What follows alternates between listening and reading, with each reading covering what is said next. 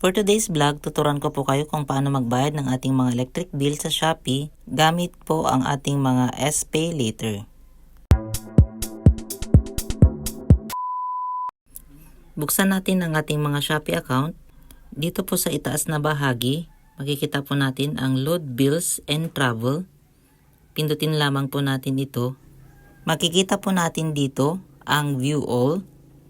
Pindutin lamang po natin ito para makapag-proceed na po tayo. At dito po, scroll down lamang po natin hanggang sa makita po natin. Makikita po natin ang bills. Pindutin lamang po natin ang electricity. Dito po, makikita po natin lahat ng billers ng mga electricity. Dito, hanapin lamang po kung saan nabibilang po ang inyong mga electric cooperatives.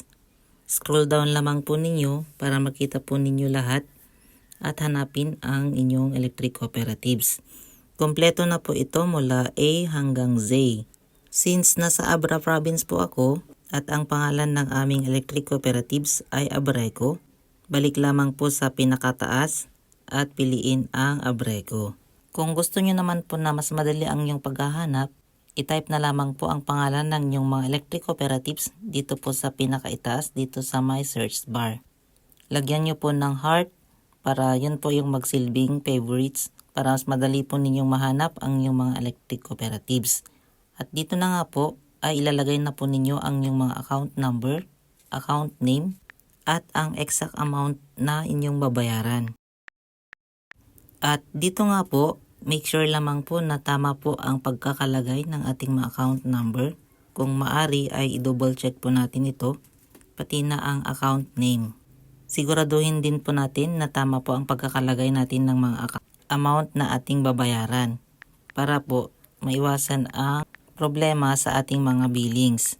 Dito po, once po na magkamali kayo ng paglagay ng yung mga account name, account number at yung amount, ay hindi na po liable si Shopee. Kailangan po ninyong kontakin ang yung mga electric billers dahil sila po yung magtatama dito. Dito po sa Remind Every Month, pwede po natin dyan piliin ang PETSA kung kailan po tayo magbabayad monthly ng ating mga electric bill. Maganda na maglagay tayo ng PETSA para hindi natin makaligtaan magbayad at maiwasan ang pagkakaroon ng penalty. At dito nga po pala sa pagbabayad through SPayLater at Shopee ay mas convenient na dahil hindi mo na kailangang pumunta sa inyong mga electric company personally. Makakatipid na po kayo sa time at pamasahe. Dito po, pag nagbayad po kayo ng around 12 AM, ay magre-reflect na po yun kinabukasan. Meron po itong 15 pesos na convenience fee at processing fee na po yun para sa pagbabayad ng ating mga electric bills. So once napindot na po natin yung continue, hintayin lamang po natin. At dito na nga po makikita na po natin ang ating mga option sa pagbabayad ng ating mga electric bills.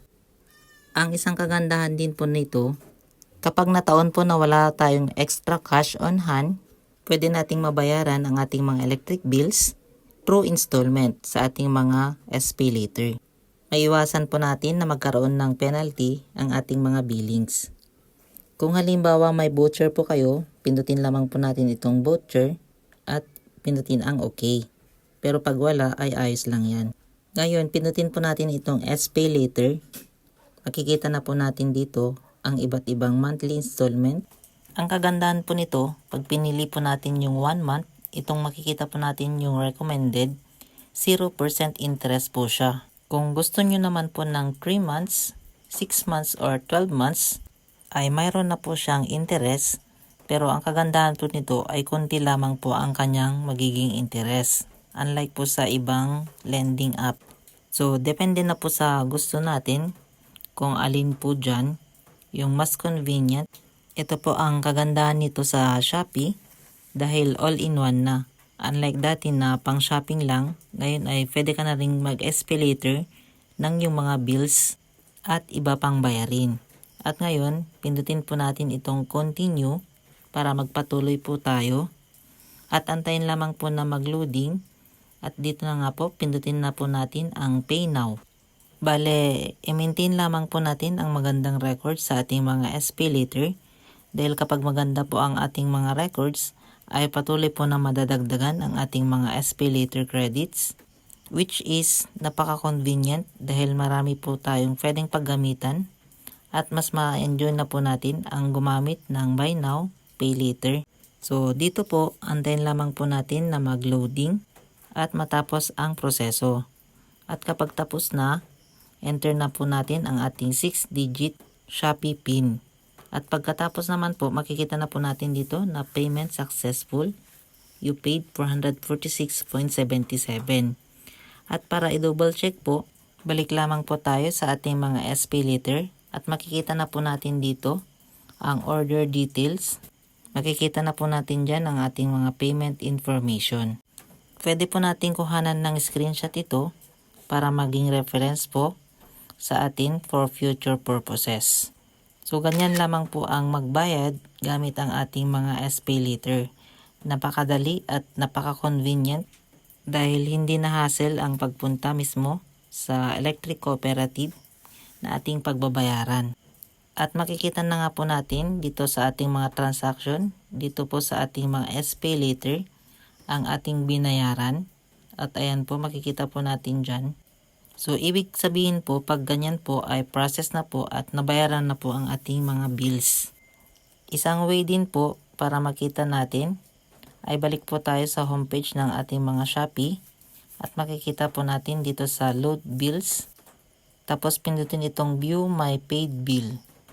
At dyan po makikita po natin ang binayaran na bill. Makikita po natin dyan ang order fulfilled. Sana ay may natutunan po ulit kayo sa ating vlog ngayon. Huwag po ninyo kakalimutang pindutin ang subscribe button at bell all para lagi po kayong updated sa lahat ng ating mga bagong content.